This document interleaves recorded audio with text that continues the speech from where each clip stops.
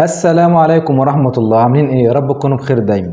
طبعا في فيديو النهارده انا هعرفك على اكبر غلطة يعني اصحاب شركات الدعاية واعلان او مكاتب دعاية واعلان بيقعوا في الغلطة ديت اول ما بيجوا يبتدوا ان هم عايزين يطبعوا كروت افراح سلك سكرين. طبعا احنا اتكلمنا في الفيديو اللي فات يعني شرحنا فيه اللي هو انواع كروت الفرح اللي احنا بنستخدمها في طباعة سلك سكرين، يعني ما بتتباعش الا من خلال الشابلونة. طبعا في الفيديو دوت انا هعرفك على غلطة كلنا بنقع فيها، حتى انا برضو وقعت في الغلطة ديت اول ما انا ابتديت في مشروع الدعاية والاعلان. الغلطة ديت ان انت لو خدت كارت فرح وبعد ما الزبون مثلا اختار الشكل اللي هو عايزه، طبعا الاشكال دي كلها اتكلمنا عليها في درس فات. طبعا دلوقتي الزبون جالك، انا هقول لك على الحاجات اللي هي الاساسية اللي بتجيب الغلطة دي. طبعا دلوقتي الزبون جالك وقال لك انا عايز مثلا الكارت ده، هتيجي تقول له تمام. طب هيجي يتفق معاك مثلا يقول لك طب انا عايز 150، هتيجي تقول له لا انا الباكيته بتيجي مثلا معايا 100، فانت لو عايز تطبع 150 لا انا هطبع لك 200، عشان انت لو طبعت 150 انا كده ههدر نص الباكيته التانية في 50 وممكن يتركنوا معايا، فيجي يقول لك عادي يا عم مش مهم. فالدنيا تمام ماشيه قوي لحد كده. هنيجي بقى على الغلطة اللي انت ممكن تقع فيها والزبون مش واخد باله ولا انت واخد بالك، وبعد ما الشغل يجي الزبون يجي يستلمه هيتفاجئ بالغلطة دي. ايه هي الغلطة دي؟ ان انت اول ما انت بتيجي تاخد البيانات من الزبون، هتيجي مثلا تقول له الكارت اللي هو العائلي دوت بيبقى جواه ورقة داخلية زي دي. الورقة الداخلية دي انت لو ما طبعتهاش او خدت البيانات صح، يعني انت ممكن تشيل الشغل كله على حسابك، او مثلا تيجي تشيل الورقه اللي هي اللي جوه ديت تجيب ورق انت تاني على حسابك وتطبعه من جديد. طب ايه يا عم طاهر برضو الغلطه اللي انت يعني بتتوهنا فيها او مطول عنا فيها؟ لا انا مش بطول عليك، انا لازم اعرفك واحده واحده كده. الغلطه ديت ان مثلا الزبون هيجي مش عارف ايه البيانات اللي هي بتتكتب في الورقه اللي قدامنا دي. طبعا بيانات اللي هي بتاع كارت العائلي اللي هو اللي احنا شفناه من قيمه شويه ده، بيبقى مثلا بيبقى فيه آية قرآنية من فوق، بيبقى مثلا فيه عريس وعروسة من الجنب، دي بيبقى على حسب الديزاين او التصميم اللي انت بخيالك انت او الزبون اللي هو عايزه.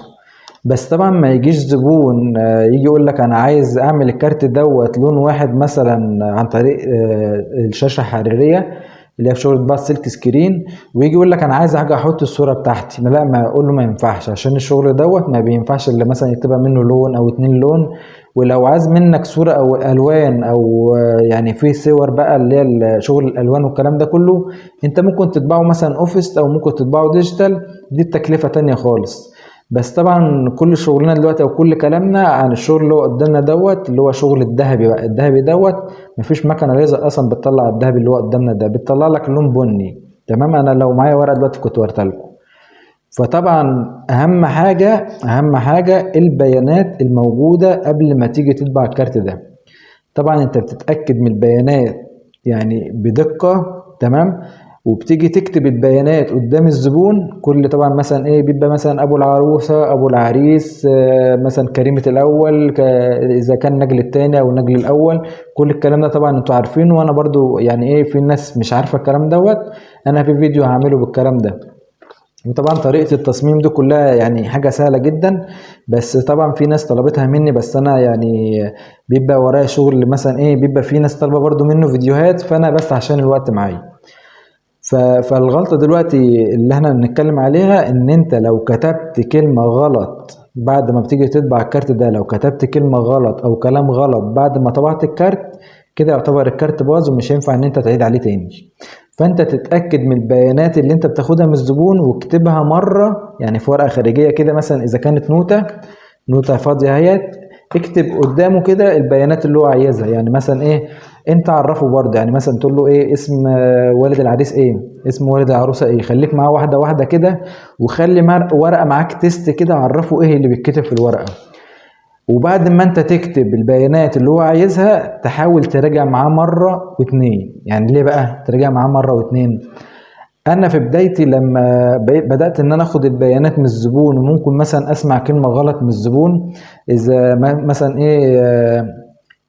مثلا غلطة أو في حرف أو كلمة ممكن تغلط فيها، كلنا بنغلط. بس طبعا أنا غلطت الغلطة ديت في بدايتي، بدأت إن أنا آخد مثلا البيانات من الزبون واكتبها مره واحده وما راجعش معاه. دي اكبر غلطه الناس كلها بتقع فيها اول ما بتبتدي في المشروع ده. بس طبعا انا حبيت ان انا اعرفكم الغلطه دي عشان ايه محدش يقع فيها، وتكملوا المشروع كده على خير. فطبعا دلوقتي انت بعد ما خدت البيانات من الزبون ورجعت عليها مرة واثنين وثلاثة والزبون اكد عليك، بعد ما انت طبعت جه قال لك مثلا ايه، ان لا يا عم ده في حاجة انت غلطان فيها، قول له لا يا باشا انت عندك البيانات اهوت، وانا رجعتها معاك مرة واثنين وثلاثة. فدلوقتي الغلطة عند مين؟ عند الزبون مش عندك انت. انما انت لو ما رجعتش معاه البيانات يبقى شيل انت بقى الليله، ويعني ايه شيل بقى التكلفه بتاع الورق اللي انت هتطبعه من جديد وتهدير الورق وتعبك، وده كله هيروح على الفاضي. فانت يا ريت قبل ما تيجي مثلا تاخد شغل كروت الافراح اللي زي كده، اتاكد من البيانات. اذا كان مثلا تطبعه سلك سكرين، تطبعه ديجيتال، تطبعه اوفيس، تطبعه وان شاء الله حتى فين دوت، لازم تتاكد من البيانات اللي انت بتكتبها مع الزبون، وعرف الزبون ان البيانات دي كده خلاص هتتبع على كده. يعني حاول تاكد عليه، عشان في يعني مثلا ايه اكترية الافراح مثلا في ناس بتعمل في يوم وتسيب يوم والكلام ده كله. ما تغلطش مثلا ايه يبقى الفرح في يوم وتكتب تاريخ بتاع يوم تاني خالص، لا خلي بالك من البيانات. وبعد ما انت تصممها على برنامج الفوتوشوب براجعها انت مره واثنين وثلاثه قبل ما تطبعها او تعمل الكالكه بتاعتك.